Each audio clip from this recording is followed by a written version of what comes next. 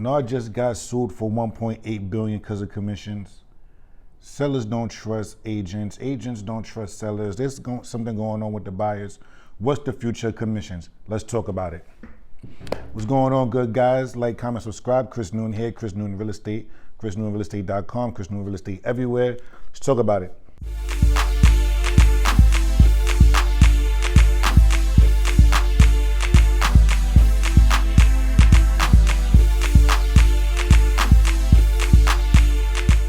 So, what's the future of commissions, right? So, as you guys already know, N.Y.C just got sued. National Association of Realtors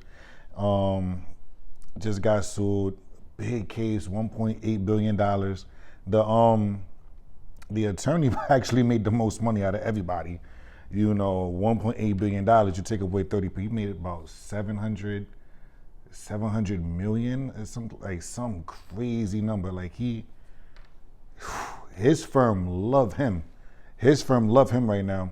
But so what's the future of commissions? So a lot of real estate companies at the time of this video are like restructuring their business, right? And what it looks like the future of commissions is going to be, so the Real Estate Board of New York, what they're deciding to do, right, REBNY, what they're deciding to do is as of January 1st, 2024, they don't want and again, it's tentative, so by the time this comes out, they could change their mind. But as of right now, they do not want agents to require the sellers to pay the buyer's commission. And again, I spoke about this on several videos about the commission structure and, you know, just crazy things a lot of these agents would do. So to make it more fair, one, I agree it's just gonna make it a little tricky and it's gonna make things a little different. So I agree to this extent. All right, so what's gonna happen is they're gonna not require the sellers to pay the buy side of the commission. So what typically happens in commission is you have, let's say standard, right? What you'll see a lot in commissions is 6%, 3% goes to so the seller pays 6% of the entire commission. Of the entire sales or the total sales, 6% of that is commission. Sometimes it's negotiable, who knows, right? So let's just keep it at 6%. From 6%, you have 3% of that. It breaks in half, 3% to the seller's agent, 3% to the buyer's agent. Now, that's how it should go. However, a lot of agents were being greedy and either they wouldn't pay the buyer's commission, they would do 4.5% to 5% for themselves and then pay the buyer's agent 1%. So this hurts the seller's chances of getting paid the most money. Why? Because buyer's agents are looking at other properties. They're looking at that property, but they're also looking at comparable properties and saying, you know what? I'll get paid more doing this for the same amount of work. This agent is offering 2%, this agent is offering 3% for basically the same property. So it's hurting the seller's chances of actually getting paid. So that's what was going on. And I hated it. I spoke about it on this channel a million times. It's corny. So what they're saying is, you know, the listing agent will negotiate their commission, right? So let's say we're doing 3%, which seems a lot more fair to the seller. The sellers are looking 6%, that's a lot. So when I say, okay, I'm only charging 3%, right? So I'm doing 3%, and what you're going to have to do is when a buyer's agent brings in a buyer, you will then negotiate the commission with the buyer's agent personally.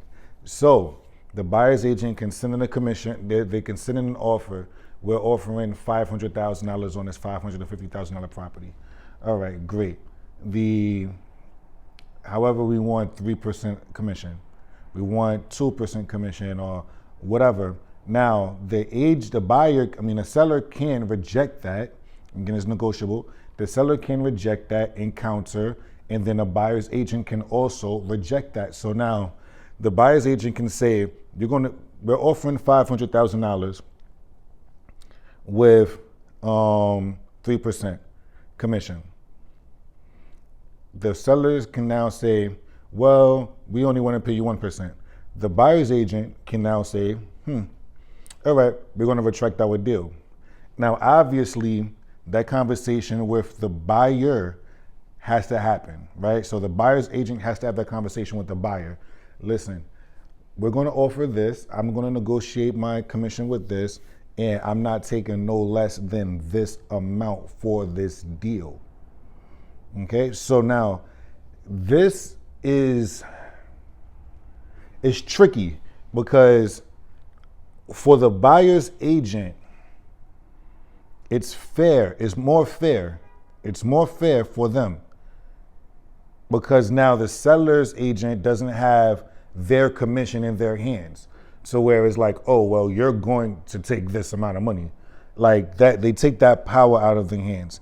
Now, what the counter to that is now buyers can now feel like, I really want this house. Don't make me not get this house because you want your money.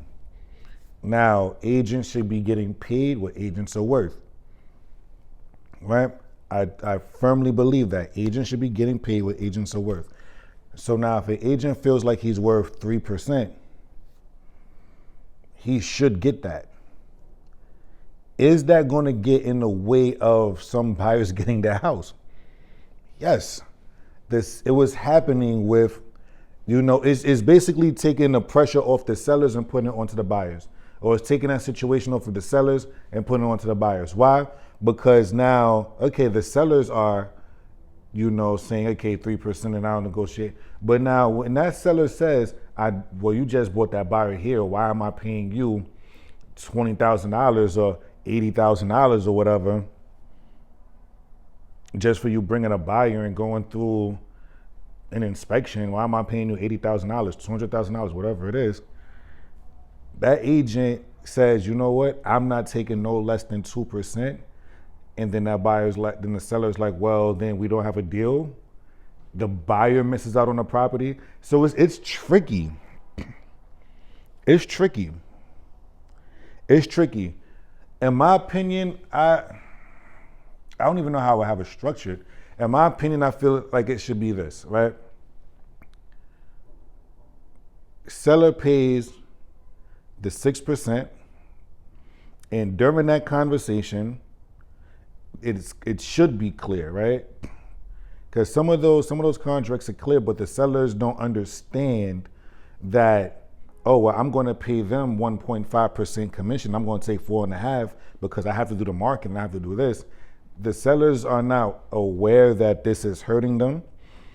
So it kind of needs to be outlined, the benefits of paying 6%, of paying me 3% and paying them 3%, or whatever your commission structure is.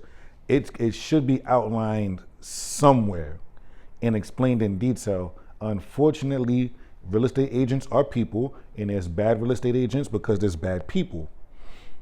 And I really got to see how this plays out. I really have to see how this plays out because this is tough. This is tough. This isn't just one of those, yeah, you're going to do this and going to do that, and then it just plays out beautifully. I don't know how this is going to play out. I don't know how this is going to play out. I think it's interesting. I think that it should be carefully done. And the people in New York, at least, the people that make our listing agreements are attorneys. So, especially in Rebney, we have an attorney that writes the listing agreement. So, well, all of our agreements. So, it's going to be carefully done. It still has to be executed properly. I don't know. I really don't know.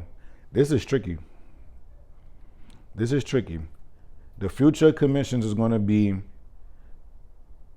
the buyer has to negotiate their commission with the seller directly, which is great because again, it puts the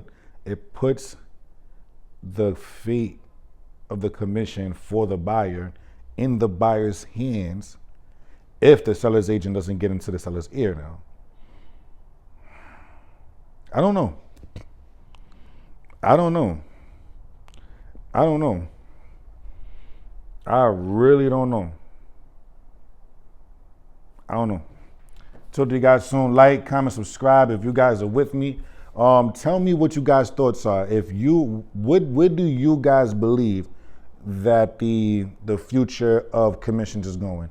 Let me know in the comments below. Like, comment, subscribe, tell a friend and tell a friend. Chris Noon here. I'm out.